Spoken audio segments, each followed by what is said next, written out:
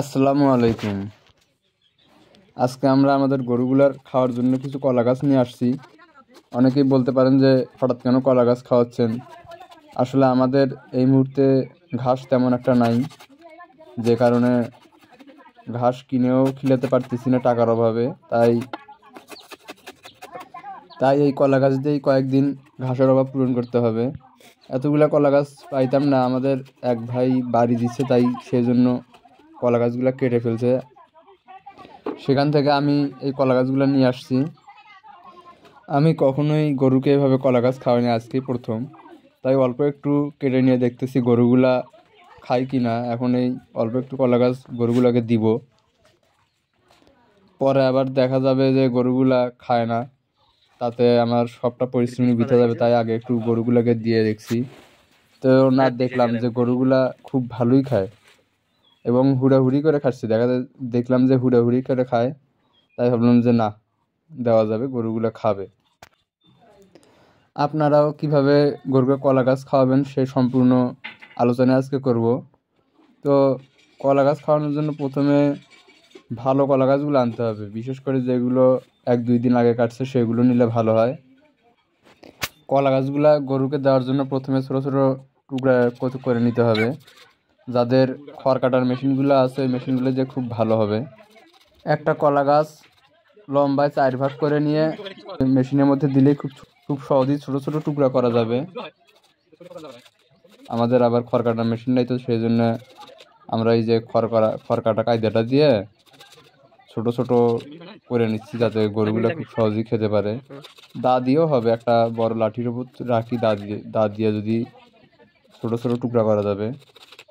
আবার টুকরা করার সময় নিচে অনেক বড় একটা কাগজ না দিলে কলা গাছগুলোতে বালু ভরবে, যেহেতু কলা গাছগুলা ভেজাবে, পানি বেশি, তাই বালু ভরবে, যে কারণে গরুগুলা খেতে চাইবে না। আর একটা জিনিস খেয়াল করলাম, এই কলা গাছগুলো এখন প্রচুর ঠান্ডা। গরুকে বেশি করে খাওয়ালে আবার গরুর ঠান্ডা লাগতে পারে, তাই অল্প করেই খাওয়াবেন। এখানে যে 3টা ডুম দেখতেছেন, আজকে আমি একটা দিব, একটা দিয়ে আমার হবে, যেহেতু 2টা গরু আর ছোট ছোট বাছুর আছে 2টা। আর একটা খুব গুরুত্বপূর্ণ বিষয় হলো, এই কলা গাছ খাওয়ানোর পর গরুকে অবশ্যই পল বা খড়, যেটাকে আমরা এই যে পল বলি, পল খাওয়াইতে হবে। তাছাড়া গরুর সমস্যা হবে, কারণ এগুলা পানি বেশি, কলা গাছে পানি বেশি, গরুগুলা পাতলা পায়খানা করতে পারে যদি আপনি বেশি করে পল না খাওয়ান। তাই কলা গাছ কম করে দিয়ে সাথে পল দিবেন। কলা গাছ খাওয়ানোর পর বেশি করে পল খাওয়ালে কোনো সমস্যা হবে না ইনশাল্লাহ।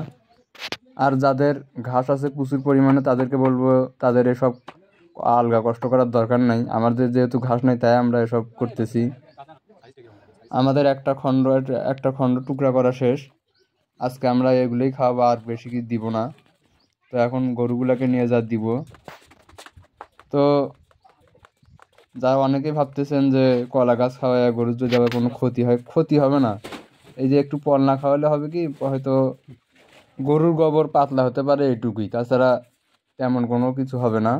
যেহেতু কলা গাছগুলা দেখলাম খুবই ঠান্ডা, তাই বাছুরগুলাকে অল্প একটু দিলাম, বড় গরুগুলোকে দিছি। কিন্তু কিছুক্ষণ পর দেখি বাছুরগুলাই বেশি খাচ্ছে, মানে এত পরিমাণে খাচ্ছে যে ওইটুকু দিয়ে হচ্ছেই না। একটা বড় বাছুর আছে, একটু আইরা বাছুর, ও একাই দখল করে খাচ্ছে।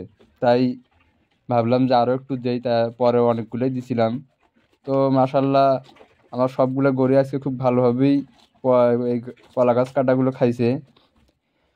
এখন কি হয় দেখি, কালকে আপনাদের সবাইকে জানাবো যে কলা গাছ খাওয়ার পর আমার কি হয়, গরুগুলার কি হলো। যেহেতু আজকে আমার প্রথম, আগে কখনো খাওয়াইনি, তাই বলতে পারতেছি না কলা গাছ খাওয়ানোর পর গরুর কি হয়। তা আমি যতদূর জানি কলা গাছ খাওয়ালে গরুর তেমন কিছু হওয়ার সম্ভাবনা নাই। আমি আবারও বলতেছি, যাদের পর্যাপ্ত ঘাস আছে তাদের এই আলগা পরিশ্রম করার দরকার নেই। আমার যেহেতু ঘাসের সংকট দেখা দিচ্ছে, তাই এই বিকল্প পন্থা অবলম্বন করা ছাড়া তেমন একটা উপায় দেখতেছিলাম না। আমি 4টা গরুকে 20 কেজি পরিমাণ কলা গাছ কেটে দিছি। তো আজকে এ পর্যন্তই। আসসালামু আলাইকুম।